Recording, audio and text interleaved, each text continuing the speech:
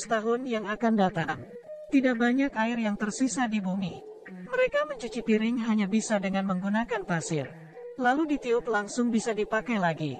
Waktu ingin minum, harus lari ke stasiun air. Mirip seperti pom bensin, bayar untuk minum air. Orang miskin yang tidak mampu membeli air, hanya bisa membeli alkohol. Keluarga Lao Bai tinggal di sini. Rumah yang terbuat dari beberapa kontainer. Karena tidak rela mengeluarkan uang untuk air, hanya bisa mendapat air dari makanan. Makanan yang berlendir, ditambahkan air. Mereka memiliki banyak tanah, tetapi tidak memiliki air. Sebidang tanah ini menjadi sebuah hiasan. Lao Bai dan putranya Xiao Bai berjalan selama beberapa jam setiap hari untuk mengirim barang ke pekerja di pabrik air. Untuk mencari nafkah, dia selalu mendekati mandor, berharap bisa memiliki air di rumahnya. Tetapi Lao Bai tidak memiliki uang. Mandor tentu saja menolaknya.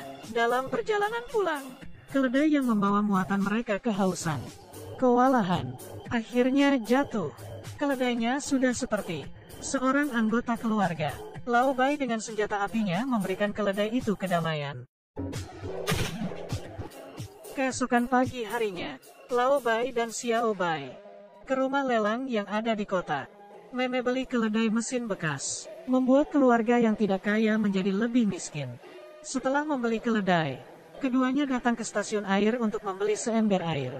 Lao Bai terlalu serakah, tidak tahan langsung meminumnya terlebih dahulu. Satu mulut penuh ini adalah mereka. Walaupun demikian, pasangan itu memegang anak mereka dan galon minum. Memberikan mereka beberapa sedekah. Putrinya yang tukang berontak, Xiao Mei, punya pacar bernama Xiao Shuai. Tidak terlihat seperti pria yang serius.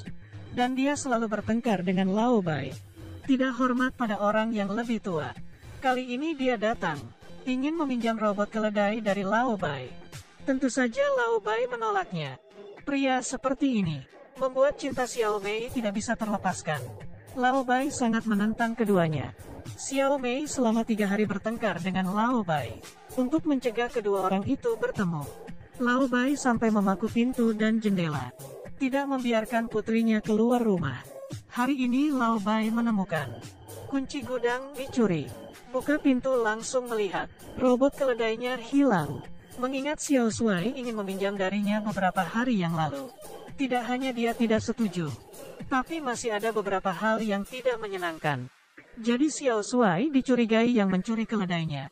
Lao Bai menemui ayah Xiao Shuai. Ayah itu memberitahunya, Xiao Shuai baru saja pergi ke gunung untuk mengirimkan barang. Jelas, pencuri keledai itu pasti Xiao Shuai.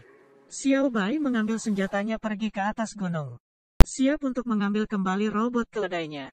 Tidak disangka baru saja sampai di puncak bukit, diserang lalu pingsan. Lao Bai sadar, ditodong oleh beberapa pria besar dengan pisau.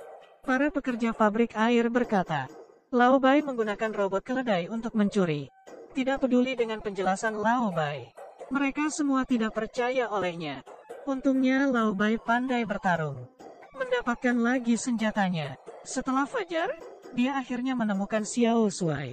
Orang ini sebenarnya tidur tanpa malu. Dengan senjata di mulutnya, Xiao Shuai diikat. Lao Bai berpikir untuk membawa dia kembali. Pekerja pabrik air itu mengaku bersalah, membersihkan diri sendiri, tapi perjalanannya jauh. Kedua orang itu sangat dehidrasi. Bahan yang dicuri semuanya bukan air, karena Xiao Shuai terlihat sangat lemah. Secara bertahap Lao Bai melonggarkan kewaspadaannya, lalu melepaskan Xiao Shuai. Tadinya Xiao Shuai juga berpikir untuk menghidupkan kembali tanah ini, tetapi dia tidak setuju dengan Lao Bai. Dengan caranya memohon kepada mandor pabrik air, mengambil keuntungan dari Lao Bai yang lelah. Xiao Shuai tiba-tiba menyerang. Dengan sebuah batu dilemparkan ke Lao Bai, dan mencekokinya dengan air terus-terusan. Xiao Mei dan Xiao Bai kehilangan ayah mereka. Pindah ke rumah mereka. Mereka dikelabui oleh Xiao Shuai. masih belum mengetahui kebenarannya. Kemudian, Xiao Shuai menemui mandor pabrik air itu, mengeluarkan sebuah pisau dengan namanya yang terukir di atasnya, mengancam mandor untuk membuka jalur air. Jika tidak, dia akan difitnah bahwa mandor yang membunuh Lao Bai. Keduanya memiliki konflik hanya beberapa hari yang lalu. Maka itu semua orang pasti akan percaya. Mandor panik lalu menyetujuinya. Begitu saja, sebidang tanah itu akhirnya mendapatkan sumber air. Xiao Shuai setiap hari bekerja keras untuk menemukan sebuah oasis. Musim semi pergi dan musim gugur datang. Tunas-tunas hijau mulai muncul dari tanah, menghidupkan kembali ladang gandum. Xiao Mei akan menjadi seorang ibu, mengadakan pernikahan dengan Xiao Shuai. Tepat di hari pernikahan, Xiao Shuai yang minum, yang pernah dilakukannya membuatnya tidak nyaman. Hari ini, masalah yang lebih besar lagi datang.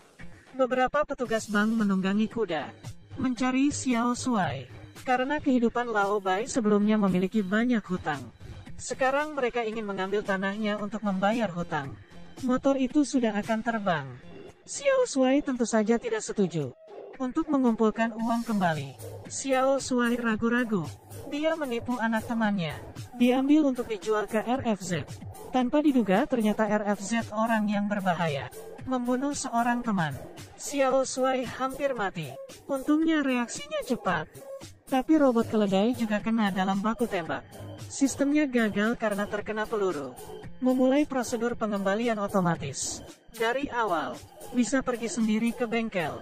Bos melihat kotak informasi yang ada pada keledai, langsung mencari anak Lao Bai, Xiao Bai. Tidak diduga robot keledai ini bisa melihat semua yang terjadi. Xiao Bai melihatnya, dan potongan-potongan gambar yang kabur dari ayahnya langsung menunjukkan senyum yang lama telah hilang dari wajahnya. Tapi dalam pemutaran video, dia melihat Xiao Shuai, pembunuhan ayahnya. Ini mengejutkannya. Sendirinya mengikuti pembunuh ayahnya, menghabiskan hampir 1 tahun hidup bersama di satu atap. Juga melihat Xiao Shuai yang membunuh teman dekatnya. Tetapi Xiao Bai tidak mengatakan yang sebenarnya ke kakaknya. Tapi dari lubuk hatinya, memiliki serangkaian balas dendam. Pertama, dengan nada teman baik si Xiao Shuai, menulis surat untuk Xiao Shuai, berbohong kalau dirinya sendiri tidak membunuh, meminta membawa beberapa makanan untuk bantuan. Xiao Shuai datang ke tempat yang disepakati dengan setengah percaya. Saat melangkah masuk, kakinya patah. Saat ini, melihat batu yang ada di tangan Xiao Bai, dia langsung mengerti. Kebenaran telah terungkap. Dia berpura-pura meminta ampun, memohon Xiao Bai untuk memaafkannya. Tidak peduli seberapa gila dia menjerit, Xiao Bai sudah tidak peduli. Akhirnya Xiao Bai mengambil senjata, menyingkirkan Xiao Shuai. Setelah itu dia tidak mengatakan sepatah kata apapun. Membawa pulang robot keledai untuk mengubur kebenaran itu sepenuhnya. Xiao Bai menghapus semua video robot keledai. Tidak pernah menyebutkannya lagi. Melihat gandum sudah matang, Xiao Bai yang masih muda memutuskan. Akhirnya tanah itu menjadi subur untuk dibawa bagi keluarga kecil itu. Seiring waktu mengalir, Xiao Mei juga pelan-pelan menerima. Tinggal bersama adiknya. Hidup sederhana dan bahagia.